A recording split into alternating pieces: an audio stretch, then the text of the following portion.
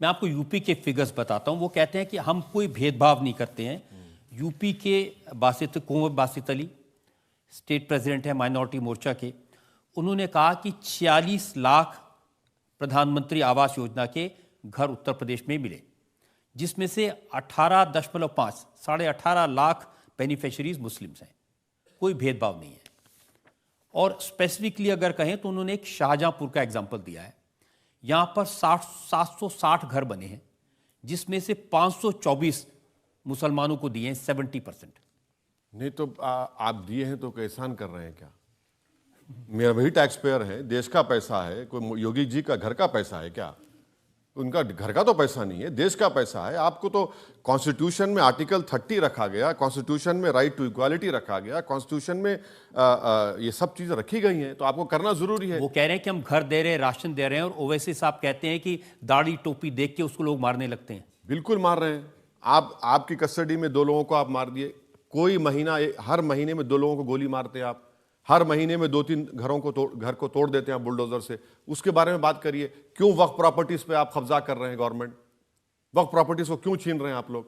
ये भी तो बताइए। और कितना बजट है माइनॉरिटीज का, वो भी बता दीजिए आप। माइनॉरिटी डिपार्टमेंट का, मदरसे के टीचरों को आपने तनख्वाह देना क्यों बंद कर दी? जब देश के सामने आपने कहा कि मदरसे फुला होता है, भाई जब उन मदरसों में मैथ, साइंस, इंग्लिश पढ़ाया जा रहा था, आपने क्यों बंद कर दिया उन लोगों को? आप बोले हम देंगे नहीं। हलाल का मसला आपने क्यों उठाया वहां पर? क्यों उठाया हलाल का मसला आपने? गैर जरूरी को उठाया आपने वहां पर, और इंक्वायरी करा दी आपने एसटीएफ लगाकर। नहीं कराना चाहिए था। क्यों कराए भाई? आप इसमें देखिए, इशू क्रिएट करना, और कोई इशू है ही नहीं, आप इशू क्रिएट कर दिए। देखिए, आपके बारे में सबसे सही बात हिमंता बिस्वा शर्मा ने कही। हैदराबाद में गए, उन्होंने कहा ओवैसी ने पूरे हैदराबाद में हमास के पोस्टर लगा दिए हैं। मैंने ओवैसी को बोला कि तुम्हारा पासपोर्ट वीसा बनवा देता है, तुम गाजा जाओ, लेकिन वहां जाते नहीं है, यहीं से शोर मचाते हैं। नहीं,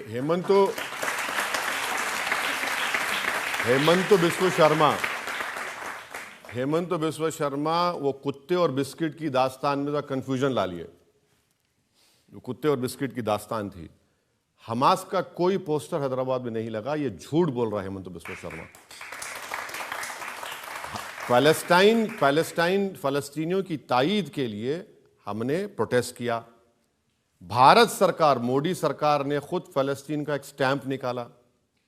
मैं हेमंत बिस्वा शर्मा से एक रिक्वेस्ट करूंगा कि चीन हमारी 2000 स्क्वायर किलोमीटर पर कब्जा करके बैठा है। डेप्सांग डेमचाक हम खो चुके हैं। 65 पेट्रोलिंग पॉइंट में से 22 पर हम नहीं जा सकते, वहां के एसपी ने कहा मोदी जी के सामने। तो मैं हेमंत बिस्वा शर्मा से रिक्वेस्ट करूंगा कि भैया तुमको जाने के लिए नहीं कह रहा हूं मैं, तुम आरएसएस का पैंट पहनकर लट लेके मत जाओ। मैं यही कह रहा हूं कि मुझे और रजत शर्मा को कैमरा के साथ डेप्सांग डेमचाक लेकर चल जाओ। हम देखना चाह रहे हैं वहां पर क्या हो रहा है। इतना कर दो बस, आप इतना कर दो। आप वो भी नहीं करते। तो हेमंत बिस्वा शर्मा बोलते हैं ज्यादा, उनको लगता है कि अब मैं सेकंड अमित शाह बनूंगा। तो अब बीजेपी में ख्वाब देखना गुनाह है, इतने बड़े ख्वाब देखना, उनको शायद नहीं मालूम। तो देख रहे हैं, कोशिश कर रहे हैं। उनको लगता है कि मुझे गाली देंगे हमास का। अरे भैया, आप ये बताइए, भारत सरकार फलस्तीन की जुल्म के खिलाफ आवाज क्यों नहीं उठा रही?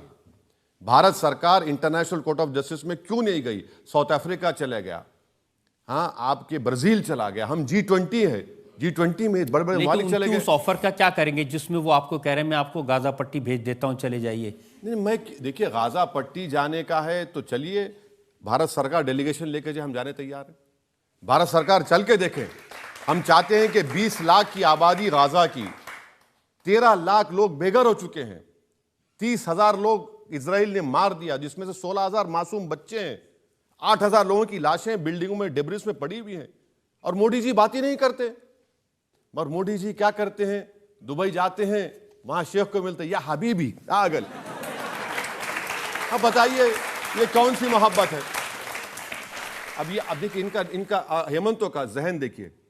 ओवैसी को हमास से मिला दो, हमास से मिला दो।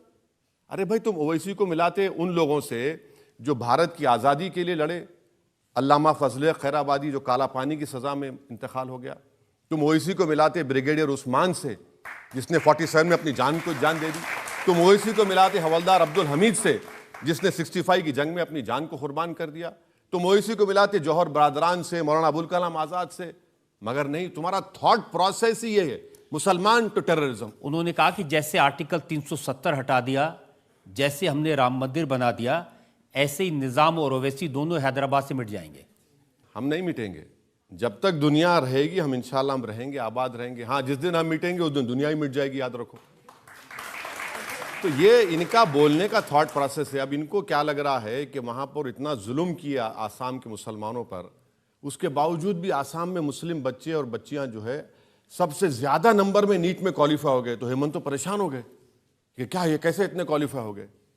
और वहां पर जितने मदरसों को उन्होंने डिमोलिश किया डिजास्टर मैनेजमेंट एक्ट का इस्तेमाल करके, कभी इसकी तारीख नहीं मिलती। कई लोगों को उन्होंने होमलेस कर दिया मुसलमानों को वहां पर, और जरीमैंडरिंग करके उन्होंने असेंबली कॉन्स्टिट्यूंसीज बना दी वहां पर। तो ये इनका रिकॉर्ड आसाम का है। अब तो उन्होंने चिंता की है छोटी छोटी मुस्लिम बच्चियों की जिनकी शादी जबरदस्ती कर दी जाती थी। Prohibition of child marriage central act है, पॉक्सको एक्ट है, चाइल्ड मैरिज का एक स्टडी है, गरीबी की वजह से चाइल्ड मैरिज होती है। अच्छा, उनको यह भी नहीं मालूम कि भारत सरकार का डेटा है कि 12 मिलियन चाइल्ड मैरिजेस इंडिया में हुई, 84% तो हमारे हिंदू भाई बहनों में की हुई है, 11% मुसलमानों की है। तो कहां पे कर रहे हैं वो? भाई आप ये देखिए ना।